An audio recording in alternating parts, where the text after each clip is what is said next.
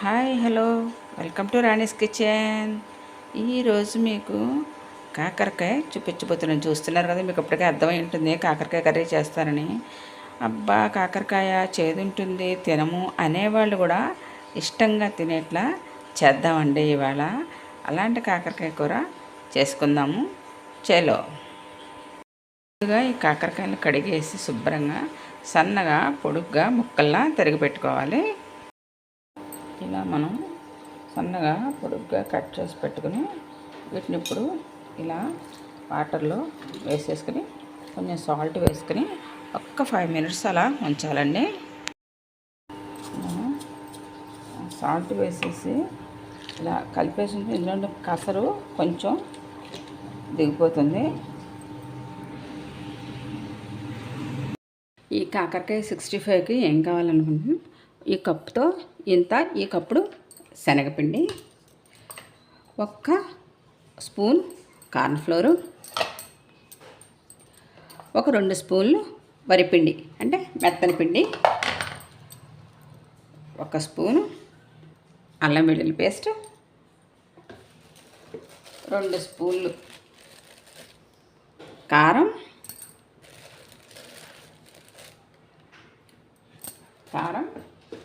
కొంచెం గరం మసాలా, 1 స్పూను గరం మసాలా. ఇప్పుడు ఇవన్నీ మనం బాగా మిక్స్ చేసేసుకోవాలండి. దీనికి సరిపడగా సాల్ట్. ఇప్పుడు ఇవన్నీ బాగా మనం మిక్స్ చేసేసుకోవాలి. మిక్స్ చేసేసుకుని ఇందాక మనం సాల్ట్లో వేసి ఉంచుకున్నాం కదా, ఆ కాకరకాయ ముక్కలు మనం దీంట్లో వేసేసుకుని మనం కలుపుకుందాం. ఫస్ట్ ఈ పౌడర్లన్నీ కూడా బాగా ఇలా మిక్స్ అయ్యేట్లా కలిపేసుకోవాలి. ఇప్పుడు మనం కాకరకాయ ముక్కల్ని వాటర్లో శుభ్రంగా పిండేసుకుని దీంట్లో వేసుకుని కలిపేసుకోవాలండి చక్కగాను. ఇది చాలా బాగుంటుంది, అసలు చేదు ఉండదండి. మనం ఆయిల్లో డీప్ ఫ్రై చేస్తాం కదా, అసలు చేదు అనేది ఉండదు, చక్కగా ఉంటుంది. ఇది ఎవరైనా సరే భలే ఇష్టంగా తింటారు. ఈ క్యాబేజ్ 65, ఆలు 65 ఇలాంటివన్నీ కూడా పిల్లలు కూడా చాలా ఇష్టంగా తింటారండి. మనకి చారు, రసము, సాంబార్లోకి, మామూలుగా రైస్లోకి కూడా ఇవి మంచి డిష్లా ఉంటుందన్నమాట. అలాంటి కాకరకాయని మీకు ఇవాళ చేసి చూపిస్తున్నాను నేను. ఇది బాగా కలిపేసుకుందాము. ఈలోగా డీప్ ఫ్రైకి ఆయిల్ పెట్టుకుందాం. దీనికి ఎక్కువ వాటర్ కూడా పోయాల్సిన పని లేదండి. ఇలాగే ఉండాలి. మనం ఆయిల్లో డీప్ ఫ్రై చేస్తాం కాబట్టి ఈ కన్సిస్టెన్సీతో ఇలా కలుపుకుంటే మనకి ఈ ఫ్రై అనేది చాలా చక్కగా వస్తుంది. ఇప్పుడు మనం స్టవ్ వెలిగించి బండి పెట్టుకుని ఆయిల్ పోసుకుందామండి.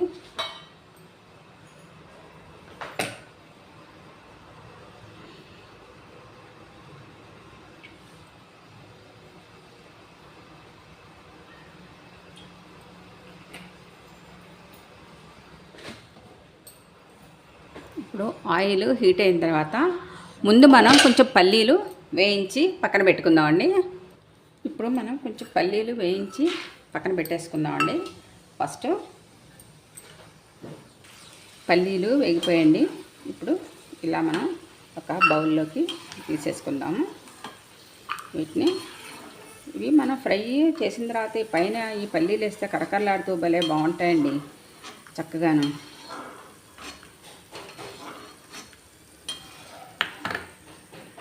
ఇప్పుడు కొద్దిగా కరివేపాకు కూడా చిట్పట్లాడి తీసేస్తాను. ఇలా వేగితే చాలు. ఇప్పుడు మనం ఈ కాకరకాయలు వేసుకుందామండి.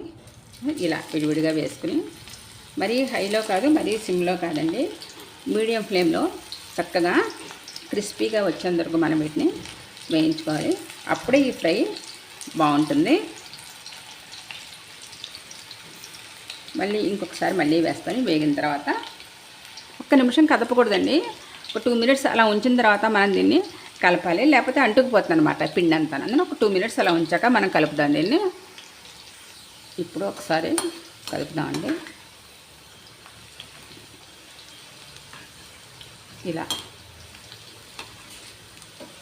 కలిపేసుకుంటే మనం కొంచెం సిమ్లో పెట్టేసుకుందాం. ఇప్పుడు మాడిపోకుండా చక్కగా దోరగా వేగుతాం. స్టవ్ సిమ్లో పెట్టేసుకోవాలి.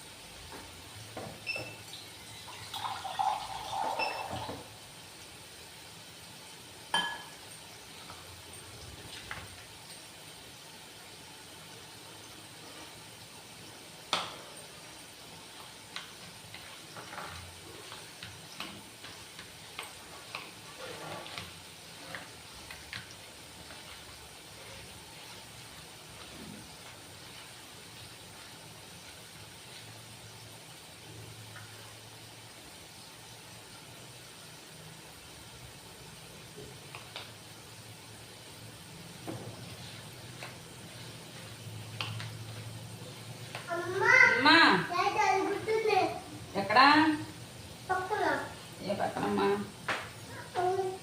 వస్తున్నా.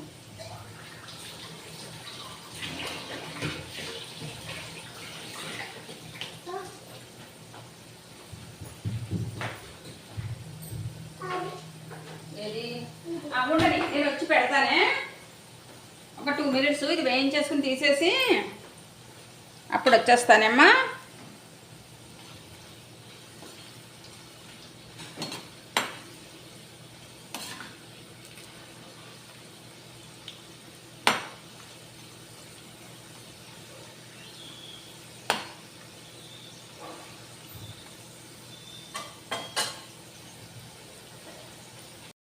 ఐటమ్స్ ఏనానండి నాకు నచ్చినట్టుగా చక్కగా అందరికీ కూడా టేస్టీగా ఉండేట్లాగా నా స్టైల్లో నేను చేస్తూ ఉంటానండి.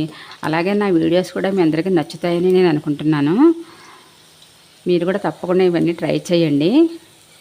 అలాగే లైక్ చేయండి, షేర్ చేయండి, సబ్స్క్రైబ్ చేయండి. ఇప్పుడు ఈ కాకరకాయలన్నీ ఫ్రై అయిపోయాయండి. మనం డిష్లోకి తీసేసుకుందాం.